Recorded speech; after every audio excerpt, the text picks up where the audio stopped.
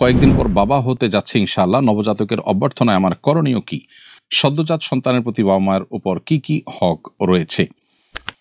প্রিয় দর্শক, আপনার প্রশ্নের উত্তর হলো, নবজাতকের প্রতি আপনার কর্তব্যের অংশ হিসাবে নবজাতকের জন্মের পর তার উদ্দেশ্যে একটু দোয়া নিবেদন করবেন। নবী করিম সাল্লাল্লাহু আলাইহি ওয়াসাল্লাম হাসান এবং হুসাইন রাদিয়াল্লাহু তাআলা আনহুমার জন্মের পর দোয়া করেছিলেন, ওয়াইদুকুমা বিকালিমাতিল্লাহি তাম্মা মিন শাররি কুল্লি শাইতানিন ওয়াহাম্মা মিন কুল্লি আইনিন লাম্মা। অর্থাৎ তারা দুজনেই যমজ ভাই ছিলেন। নবীজি তাদের জন্য দোয়া করেছেন এবং বলেছেন যে তোমাদের উভয়কে আল্লাহর কাছে আশ্রয় প্রার্থনা করি তোমাদের জন্য, শয়তান থেকে এবং মানুষের বদনজর থেকে। তো এভাবে আপনার সন্তানের জন্য আপনি দোয়া করবেন, শয়তান থেকে আল্লাহ যেন তাকে নিরাপদে রাখেন, পানাহ দেন। কারণ এই পৃথিবীতে তাকে জাহান্নামে নেওয়ার জন্য শয়তানের বহু আয়োজন আছে, সেখান থেকে সে যেন হেফাজতে থাকে, যেন জন্মের পরপরই আল্লাহর কাছে দোয়া নিবেদন করে রাখতে হয়। দ্বিতীয়ত, সন্তানের ডান কানে আজান এবং বাম কানে একামত, জাস্ট আজান একামতের বাচ্চাগুলো শব্দগুলো তার কানে শোনানো বা তাকে তার কানে উচ্চারণ করা বা সে শুনতে বা জাস্ট সেরকম মৃদু কণ্ঠে শোনানো।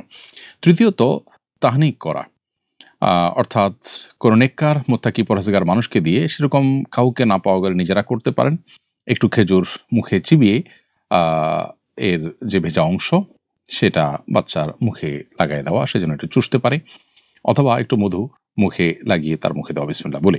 এটাকে তাহনিক বলা হয়। নেককার মুত্তাকি পরহেজগার মানুষকে দিয়ে এটা করানো যেতে পারে। এছাড়া সপ্তম দিনে বাচ্চার মাথার চুল চেষে সেটার ওজন পরিমাণ স্বর্ণ অথবা ওজন পরিমাণ রূপা, যার যার সামর্থ্য অনুযায়ী, অথবা স্বর্ণ বা রূপার মূল্য গরিব বা দুঃখীদেরকে দান করে দিতে হবে। এটি মুস্তাহাব একটি কাজ, না করতে পারলে বড় কোনো অসুবিধা নেই, তবে করা সুন্নাত, মুস্তাহাব। আর এছাড়া সপ্তম দিনে তার আকিকা করা, ছেলে হলে 2টি ছাগল, মেয়ে হলে 1টি ছাগল জবে করে আল্লাহর নামে জবে করে তার পক্ষ থেকে আকিকা দিতে হবে। এবং জবে করার পর বা জবে করার সময় বলবে, আল্লাহ এটি হলো আমার অমুক সন্তানের আকিকা।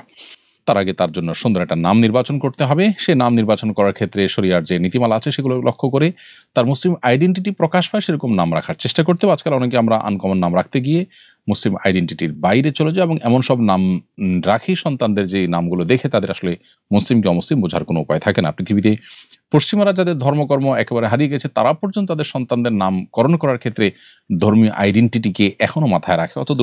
অথচ দুর্ভাগ্যজনক বাস্তবতা, আমরা অনেকে সেই জায়গা থেকে সরে আসছি। অতএব এই কাজগুলো আপনি আপনার সন্তানের জন্য করবেন ইনশাআল্লাহ বিদিনিল্লাহ। সন্তানকে নেককার করার জন্য, দিনদার করার জন্য ছোটবেলা থেকে আপনি চিন্তা করবেন, ভাববেন এবং তার জন্য সেই প্ল্যান প্রোগ্রাম করবেন। এটি আপনার কর্তব্যের অংশ তার প্রতি।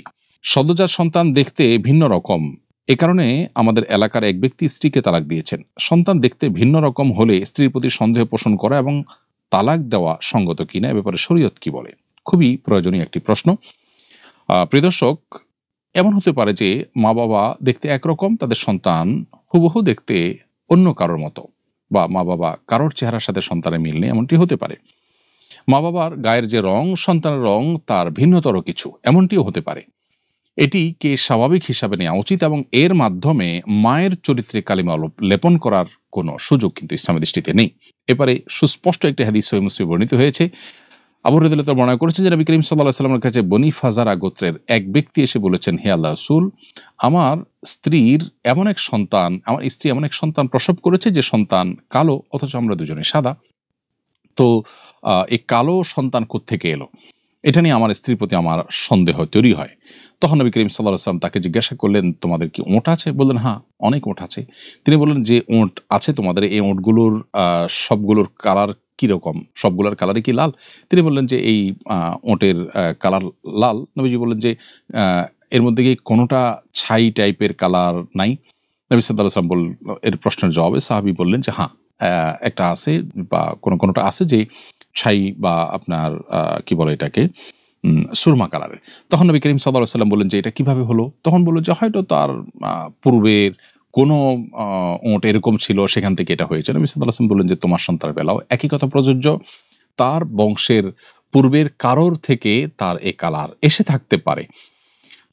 শুধুমাত্র গায়ের রং তোমাদের সাথে মিলে না, চেহারার কাটিং তোমাদের সাথে মিলে না, এটার উপর ভিত্তি করে তার মাকে তুমি মিথ্যা অপবাদ দিতে পারো না। মুসলমানের চরিত্র ইসলামে অত্যন্ত মূল্যবান। কোনো সতী সাধবী নারীকে কেউ যদি মিথ্যা অপবাদ দেয় কোনো সুস্পষ্ট প্রমাণ ছাড়া, ইসলামী শরিয়ার দণ্ডবিধিতে কোরআনে কারিমে পরিষ্কারভাবে তাকে 80 বেত্রাঘাত এবং এই ব্যক্তির বিশ্বাসযোগ্যতা চিরকালের জন্য নষ্ট হয়ে যায় এবং তাকে কখনো সাক্ষী রূপে আর গ্রহণ করা হয় না।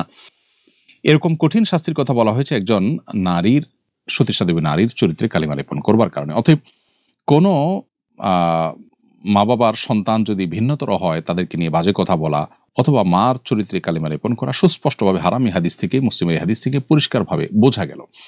এছাড়াও আরেকটা হাদিস আছে, যে হাদিসের আলোকে আমরা জানি যে মাতৃগর্ভে থাকাকালীন সময়ে শিশুকে আল্লাহ তাআলার পক্ষ থেকে ফেরেশতারা বিভিন্ন ছবি দেখান এবং তার পরিবারে, তার বংশের বিভিন্ন লোকজনের ছবি দেখান। সে যার মতো হতে চায় তার মতো হতে আল্লাহ তাআলার তরফ থেকে ফয়সালা করা হয়, এই মর্মে একটা হাদিস পাওয়া যায়। তো খোলাসা কথা হলো যে সন্তান দেখতে অন্যরকম বা আপনার গায়ের রং ভিন্ন, এটার উপর ভিত্তি করে মায়ের চরিত্রে বা বাবা মার ব্যাপারে কোনো নেগেটিভ মন্তব্য করা সুস্পষ্টভাবে গুনাহের কাজ। মুসলমানের চরিত্র অনেক মূল্যবান, কোনো সুস্পষ্ট প্রমাণ ছাড়া কারোর চরিত্র হানি করা যাবে না। অতএব যে ব্যক্তি নিজের স্ত্রীকে এ কারণে তালাক দিয়েছেন তিনি জঘন্য অপরাধ করেছেন এবং তার উচিত আল্লাহর কাছে তওবা করা এবং তার সংশোধন করা।